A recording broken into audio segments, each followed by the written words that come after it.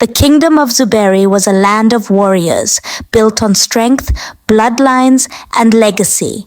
At its helm sat King Kwame, a man revered for his might and feared for his temper.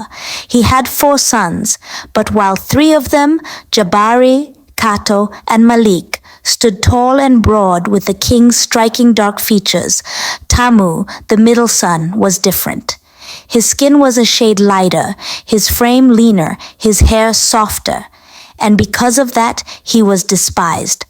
Rumors swirled through the kingdom like dust in the wind. "He is not of the king's blood," the palace servants whispered. "A bastard of another man," the warriors muttered. His own brothers sneered at him.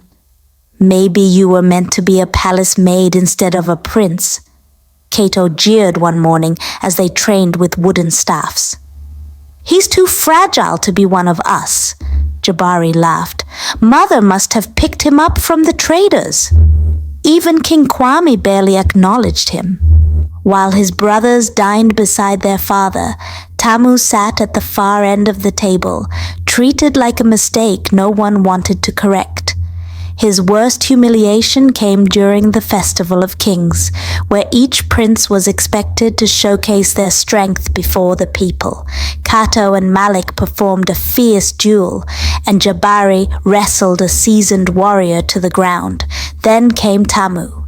They handed him a sword too large for his arms, and the crowd erupted in laughter before he even began.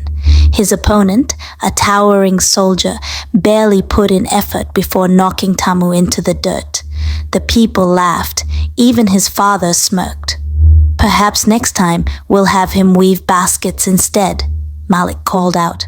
Tamu rose from the ground, his face burning, his heart aching. Days later, Queen Mother Zahara summoned Tamu to her chambers.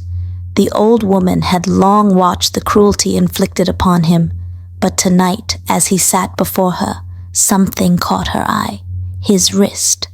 She grabbed his arm, her breath catching in her throat.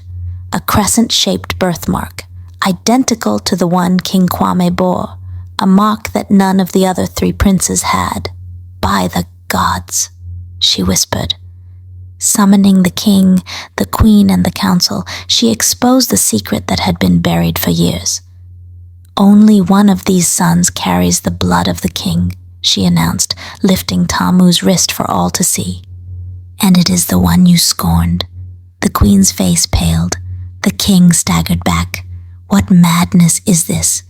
But Queen Mother Zahara pressed forward, her voice like a blade. "It was believed you could not father children.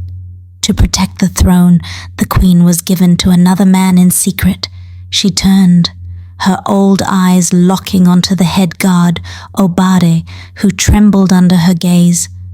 "And that man was your most trusted guard." Gasps filled the hall. The 3 eldest princes were not of royal blood. They were Obade's sons. The king's face twisted in horror, but it was Tamu he looked at last.